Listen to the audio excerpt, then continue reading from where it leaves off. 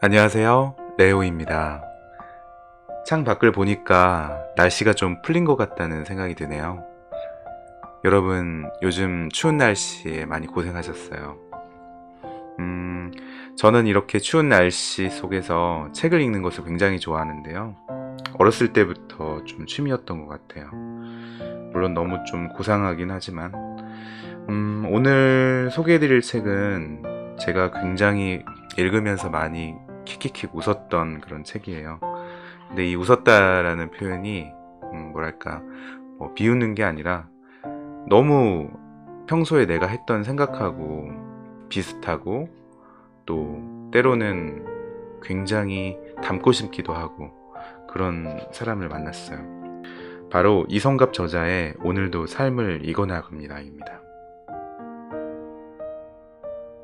이성갑 저자는 주책공사 소장으로 소개를 하고 있고요. 따뜻한 남쪽 나라 부산에서 동네 책방 주책공사를 운영하고 있다고 합니다. 이웃에게 나눠주다 망하는 게 인생 최종 꿈이라고 하네요. 네, 아마 이런 마음을 가지고 있다면 꼭 이웃에서 주변에서 알아주실 것 같아요. 그 꿈을 이루기 위해 오늘을 치열하게 읽는다라고 하는데 치열하게 읽는다라는 것은 무엇일까요? 어쩌면 제가 이렇게 레오의 책 읽는 밤을 운영하는 이런 맥락과 이분의 이 주책공사라는 서점의 맥락은 어쩌면 평행선을 걷고 있는지 모르겠어요.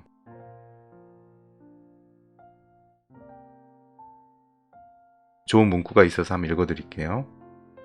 책을 좋아했다. 책 사는 행위를 즐겨했고 책 읽는 행위가 삶의 낙이었다. 그렇게 좋아하는 걸 하기 위해 돈을 벌었다. 그렇게 책은 나에게 사소함과 소소함의 일부였다.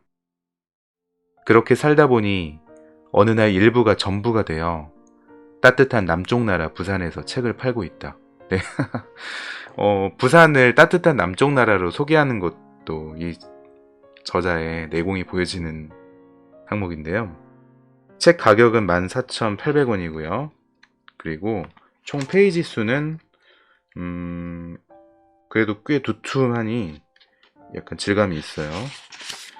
총 페이지 수는 잠깐만요. 이 책의 특징이 좀 페이지가 안 나온 페이지가 있는데 267페이지라고 보면 되겠네요.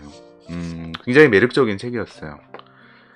그 제가 서두에 말씀드렸던 것처럼 이웃에게 나눠주다 망하는 게 이분의 최종 꿈이잖아요. 그래서 그만큼 이 책은 다른 책을 소개하는데 굉장히 열심을 내고 있는 책이에요.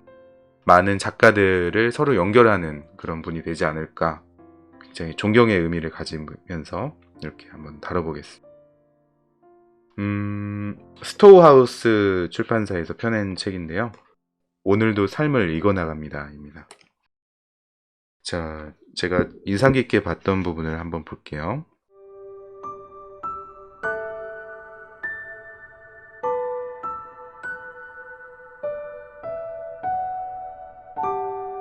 삶과 음악은 아름답다. 와, 조금 여유가 느껴지지 않나요? 최근에 저도 무라카미 하루키의 소설 1인칭 단수 단편집이더라고요. 무라카미 하루키 굉장히 감성적이고 그리고 좀 독백적인 뭐 한 60년 전의 일도 지금처럼 묘사하시는 분인데 그 하루키의 소설을 보면은 뭐랄까 뭐 야쿠르트 스왈로즈 같은 뭐 야구에 대한 이야기도 항상 나오지만 음악이 빠진 적이 거의 없는 것 같아요. 음악하고 주변 그 풍경 묘사 그때 느꼈던 감정들이 항상 연결되어 있는 것 같은데 이성갑 저자는 어떤 것을 느꼈을까요? 다시 보겠습니다. 삶과 음악은 아름답다. 단 하루도 음악을 듣지 않고 살아본 적이 있는가? 곰곰이 생각해본다.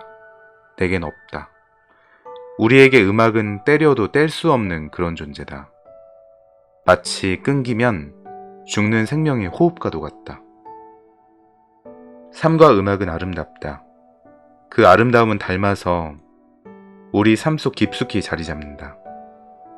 그래서 음악은 삶이고 삶은 음악이다. 이게 말이 되냐고? 응, 말이 된다. 이거 굉장히 좋아요. 책 속의 문장이 뭐 이렇게 딱딱하게 되어 있는 곳이 아니라 뭐 말이 된다 이렇게 되어 있는 부분은 저는 요즘 굉장히 좋아하는 부분인데, 저도 좀 굉장히란 말을 좀 좋아하는 것 같은데요. 자, 계속 볼게요. 그렇다면 왜 음악이 그토록 아름다울 수밖에 없을까? 그것은 음악의 거리감 쉼표 때문이다.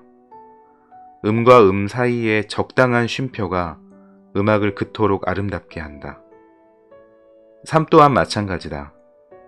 삶에는 적당한 거리감 쉼표가 필요하다.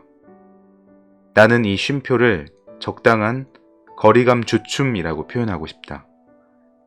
그 주춤이 우리의 인생의 아름다움을 꽃피운다.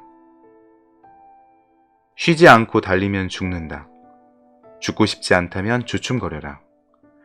주춤거림이야말로 지극히 정상적인 것이니 염려 마라. 당신의 아름다움을 더욱 빛나게 해줄 최고의 수단이 될 테니까. 최고의 그루브와 스웨그가 있는 주춤을 당신과 함께 추고 싶다. 춤추자. 네, 여러분 어떠세요? 거리감 주춤. 와. 음악은 거리감 쉼표 때문에, 그 여백 때문에 음악을 그렇게 아름답게 한다면, 인생에서는, 바로 삶에서는 거리감 주춤, 그러니까 주춤 하면서 살아가는 것이 어쩌면 인생을 아름답게 만들어주는 것이라고 볼 수 있겠네요.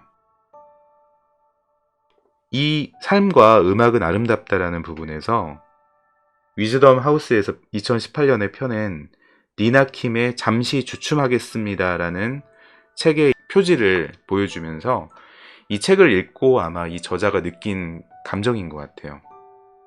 책을 읽으면서 그냥 그렇구나 라는 게 아니라, 주책공사를 운영하면서 여기에서 팔고 있는 책을 다 읽었다고 하시네요. 이분은 다 읽어나가면서 자기의 생각을 이렇게 또 책으로 엮어서 우리와 공감을 하고 있어요.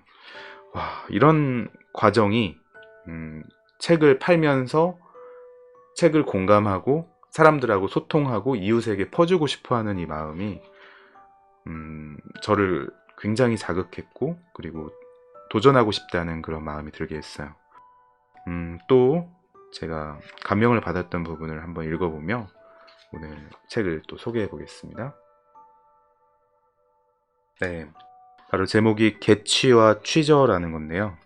여러분 요즘 뭐 줄임 표현 같은 게 많이 유행하죠. 개취는 아마 개인의 취향이고, 취저는 취향 저격이라는 말의 줄임 표현인 것 같아요. 그러면 한번 같이 읽어볼게요.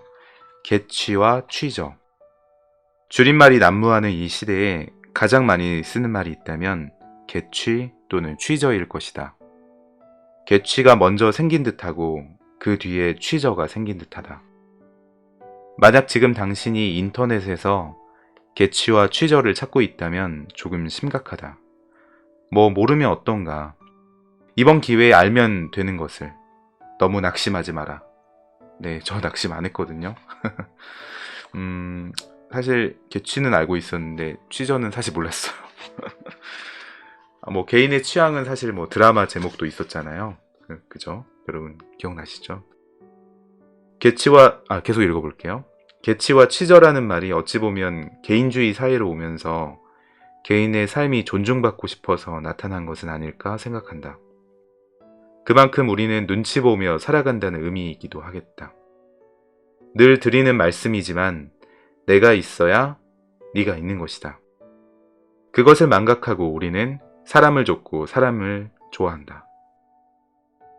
그 결과 한결같이 상처라는 두 글자를 몸 구석구석 새긴다. 내가 무엇을 좋아하고 무엇을 싫어하는지는 누구보다 본인이 가장 잘 안다. 나의 괴치와 취저는 그 누구도 알 수 없다. 내가 가장 잘 안다. 그러니 답은 이미 나와 있다. 누군가가 나에게 하고 싶은 것을 해야 하는지 아니면 해야 할 일을 해야 하는지 묻는다면, 하고 싶은 것을 하기 위해 해야 할 일을 미친 듯이 해야 한다고 말해주고 싶다. 하고 싶은 것이 있다는 것이 하루하루 내가 살아가는 의미이자 하루하루의 취향이다. 그 취향 때문에 하루하루가 참 즐겁고 기쁘고 행복하다. 이성갑 저자의 이 독백은 제가 레오의 책 읽는 밤을 운영하면서 조금 지치고 힘들 때 다시 일으켜주는 그런 문구가 될 것 같아요. 너무 감명을 받아서 다시 한번 여러분에게 읽어드릴게요. 하고 싶은 것이 있다는 것이 하루하루 내가 살아가는 의미이자 하루하루의 취향이다. 그 취향 때문에 하루하루가 참 즐겁고 기쁘고 행복하다. 매일매일을 살아가면서 다른 사람이 원하는 삶, 어떤 돈을 벌기 위해서 시간을 내어줌으로써 돈으로 환산할 수 있는 그런 삶을 살기도 하는데, 내가 진정 하고 싶은 것을 할 수 있는 시간이 얼마나 되는지 한번 돌이켜보면 굉장히 짧은 것 같아요. 하루 24시간이라는 시간 중에서 잠을 자고 밥을 먹는 시간, 양치질을 하는 시간, 이런 시간들을 제외하고 내가 진짜로 하고 싶은 그 순간에 몰입하는 경우가 과연 얼마나 될까요? 저도 사실 이렇게 녹음하면서 부담감을 느낄 때도 있어요.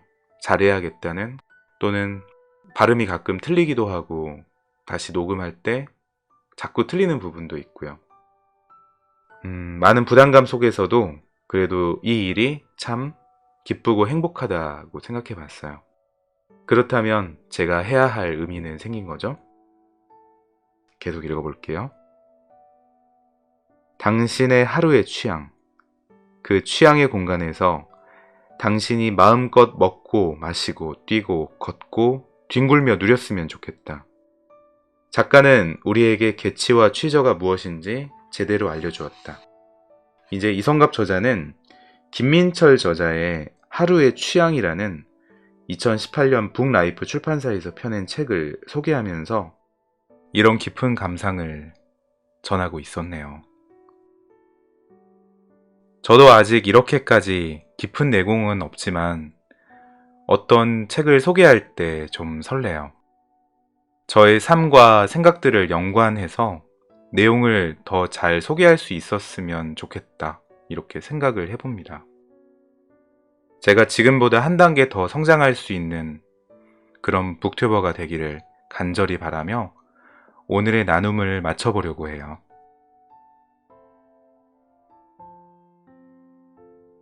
이렇게 마치면 좀 아쉬우니까 오늘은 독서에 관한 명언 하나를 전해드리며 클로징 멘트를 대신할게요.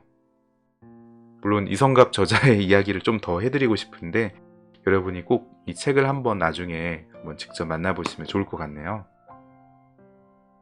굉장히 감명을 받은 독서 명언을 여러분하고 나누고 싶습니다. 낡은 외투를 그냥 입고 새 책을 사라. 오스틴 펠프스라는 분의 독서 명언인데요. 입고 있었던 외투를 바꾸지 않고 책을 사는데 그 돈을 기꺼이 투자함으로써 책으로 삶의 원동력을 삼겠다는 그런 뜻의 명언인 것 같습니다.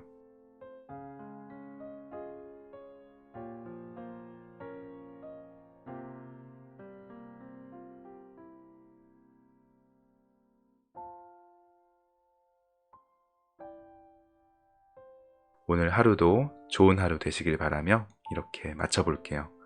여러분, 감사합니다. 또 만나요.